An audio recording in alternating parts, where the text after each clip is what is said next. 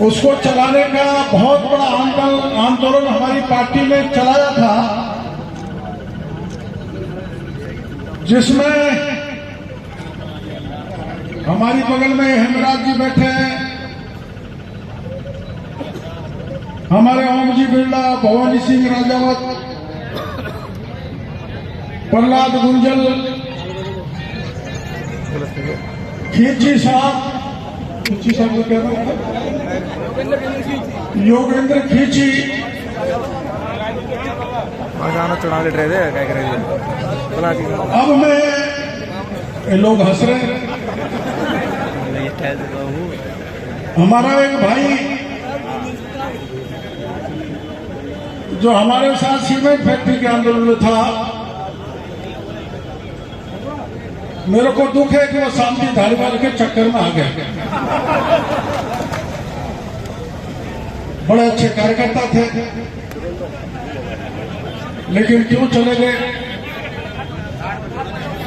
समझ से बाहर है, उसमें नहीं जाना चाहता। मैं ये चुनाव ना डॉक्टर केवड़ीलाल का है, ना ओम बिरला का है, न बगल के सीपी जोशी का है, न दुष्यंत का है। ये चुनाव नरेंद्र मोदी को तीसरी बार 400 पार करके सत्ता में बैठाने का चुनाव।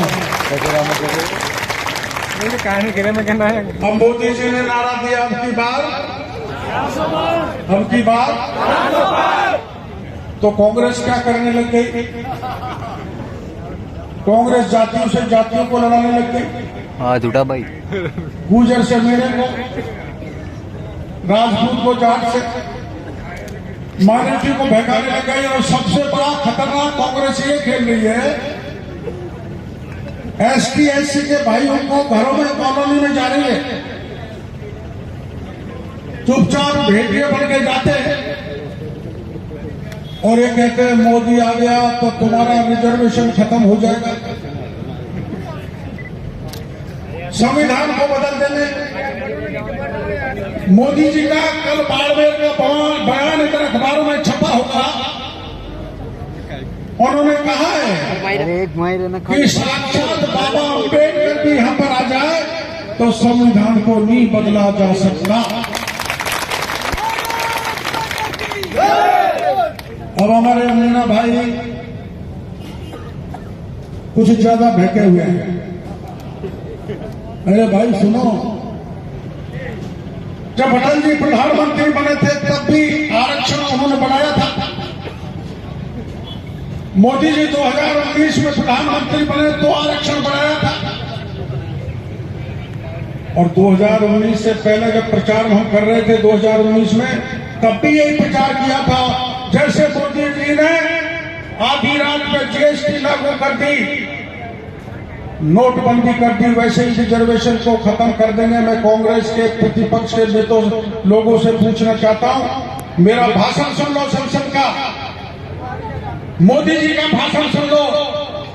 हमने 10 साल का पीरियड मोदी जी ने एसटी एससी के आरक्षण का बढ़ाया और यही नहीं किया। गरीब की कोई जाति नहीं होती, वो ब्राह्मण में भी होता है, बड़िया में भी होता है, जोगी में भी होता है, कुमार में भी होता है, सवर्णों में भी होता है। उन्होंने 10% का आरक्षण उन गरीबों को देने का काम।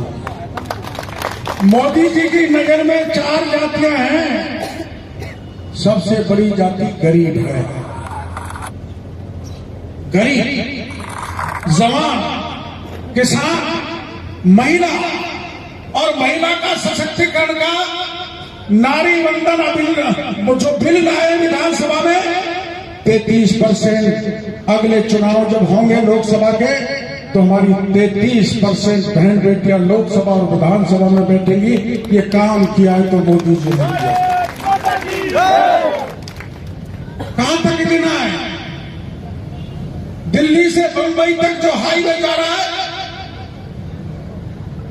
क्या अभी आपने सोचा था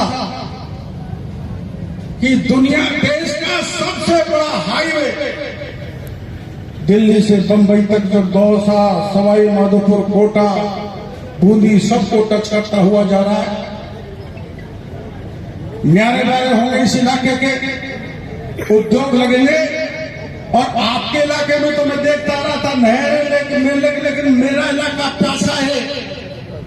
मेरे इलाके के लिए, आपके इलाके के लिए भी और राजस्थान के 21 जिलों के लिए मोदी जी ने 45,000 करोड़ रुपए की चंबल की पानी की ERCP योजना को फूकन किया।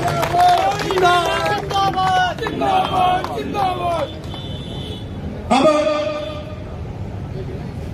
आपसे मैं कुछ सवाल करना चाहता था। मैं सवाल करना चाहता हूं, आप बताओ, देश को आगे प्रधानमंत्री ले जाएगा कि राहुल गांधी ले जाएगा? देश को आगे कौन ले जाएगा?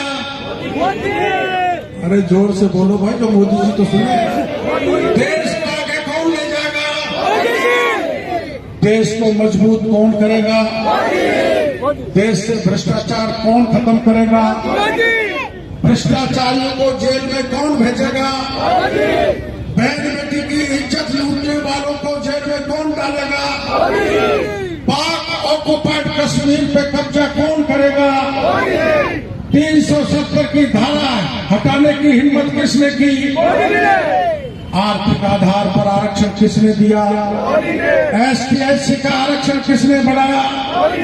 पुलवामा के बाद पाकिस्तान में घुसकर पाकिस्तान की सेना का और पाकिस्तानियों का मनोबल तोड़ने का काम किसने किया? नेले पे ढेला किसने मारा? और चीन जो अपने आप को दादागिरी करता था, गलवान की घाटी में सख्त जवाब किसने दिया? तो भाई मेरे को आने की जरूरत क्या पड़ गई विचार करने की? और मोदी जी ने बहुत बड़ा काम किया। वो क्या किया? राम मंदिर तो बना दिया, लेकिन कोटा के लिए क्या दिया? कोटा के लिए तीसरा सबसे बड़ा पद लोकसभा अध्यक्ष ओम बिरला को बना के दिया, जो आज तक कोटा को ऐसा पद नहीं मिला। तो कोटा के मान सम्मान के लिए, देश के मान सम्मान के लिए, मोदी जी को ताकत देने के लिए देश को विश्व पटल पर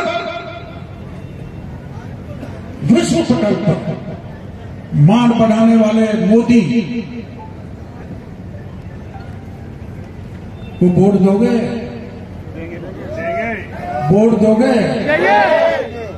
और यहाँ पर विशेषकर ST/SC के भाई मैं कहना चाहता हूँ, हमारे जो SC के पूर्व विधायक भी बैठे हुए हैं, जरा खड़े हो जाओ। और बोल रहा है दोनों खड़े हो जाओ। इनको जानते हो? जब दो भूत हमारे संग लग जाए तो फिर सामने वाला कौन देखने वाला है? ST का मैं हूँ, SC का ये है भाई। बाकी के भाई तो समझ रहे हैं, लेकिन हमारे गरीब सीधे साधे भाइयों को बहकाने में लगे हुए। क्या आप मेरे, हाँ एक भूत और बैठा हुआ, खड़ा हो जाए। हेमराज जी एक भूत और। तो आप मेरे भाषण पर भरोसा कर सकते हैं कि जो षड्यंत्र कांग्रेस चला रही है कि ST/SC के आरक्षण को मोदी आएगा तो खत्म करेगा, नहीं। मैं आपको इसी बात की गारंटी देने आया हूं। कल मोदी जी ने मेरे को कहा था कोटा में जाओ और गारंटी देके आओ कि आरक्षण के साथ किसी प्रकार की छेड़खानी नहीं की जाएगी। ये मोदी जी का संदेश मैं आपको बीच में देता हूं। और वो कांग्रेस कौन है, कैसी है? राजस्थान की कांग्रेस कौन है, कैसी है? पायलट साहब, गहलोत साहब पूरे 5 साल लड़े, और मैं भी पूरे 5 साल पर लड़ा।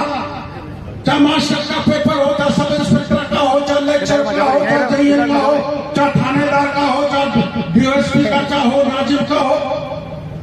और मैंने प्रमाण दिए थे कि ये अधिकारी, ये कर्मचारी, ये RPSC का चेयरमैन, ये माध्यमिक शिक्षा बोर्ड का चेयरमैन और फला फला एमएलए और फला फला मंत्री इसमें बोले गहलोत साहब जांच करो। गहलोत साहब ने जांच नहीं की। मोदी जी आए थे नवंबर में 2023 के चुनाव में विधानसभा में और कह के गए थे जिस जिसने भी भ्रष्टाचार फैलाया है और पेपर लीक किया है उनको पाताल से भी निकाल के जेल के सीटों में भेजेंगे। आपने कभी सुना है क्या जो थानेदार थाने पर बैठ कर रोक झाड़ता है? 38 थानेदारों को भजनलाल सरकार ने जेल के सीटों में भेज दिया, जेल की हवा खा रहे हैं। और ये जवान जो चारों तरफ खड़े जो पेपर लीक के कारण को लूटा गया, ठगा गया, इनका भविष्य खराब किया गया, मैं आपको कह के जाना चाहता हूं, चाहे मास्टर का मामला हो, चाहे सब इंस्पेक्टर का मामला हो, चाहे आरएस का हो, चाहे किसी भी परीक्षा होता हो, चाहे बड़ा नेता हो, चाहे एमएलए हो, अभी तो हम एमएलए और मंत्री को नहीं डाल रहे हैं, इसलिए भी डाल रहे हैं कि चोर शोर मचा रहे हैं। सब चोर एक हो रहे हैं। ईडी से बचाओ, ईडी से बचाओ, जनता के बीच में जा रहे। इसलिए चुनाव के बाद राजस्थान में एक एक को पकड़ के जेल के सीटों में डालेंगे, ये मैं आपको बड़ो भरोसे और विश्वास के साथ। या तो उस सरकार में, पिछली सरकार में आपने देखा, मैं 10 दिन तक वीरांगना को लेकर बैठा रहा जयपुर में और एक ही मांग थी कि पुलवामा में जो शहीद हुए राजस्थान से 5 लोग, एक कोटा सांगोद की थी। सरकार के मंत्री गए थे सांगोद में, तो धारीवाल गया था, प्रमोद भाया गया था, सब पहुंचे थे। सबने जाके कहा था आपका सब शहीद देश के लिए हुआ है, आपके कॉलेज का नाम करेंगे, चौराहे पे मूर्ति लगाएंगे, नौकरी देंगे। 4 साल तक चक्कर निकाल कर वीरांगनाएं परेशान हो गई। अंत में मेरे पास आई और जब मैं मिलने गया तो मुख्यमंत्री नहीं मिला। मैं 10 दिन तक बैठा रहा, मुख्यमंत्री जी वीरांगना से मिलो, चाहे मेरे से मत मिलो, लेकिन उन वीरांगना से मिलो जिन्होंने देश के आन बान शान के लिए, जिनके पतियों ने अपना बलिदान दे दिया, प्राण न्यौछावर करके।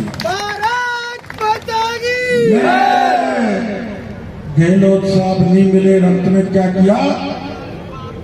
वीरांगनाओं को गिरफ्तार किया, मेरे को भी गिरफ्तार किया, मेरी गर्दन तोड़ दी, कपड़े फाड़ दिए। मैं आपको भारत मां की कसम दिला के जाना चाहता हूं, जिस कांग्रेस ने उस समय प्रहलाद जी मेरे साथ थे,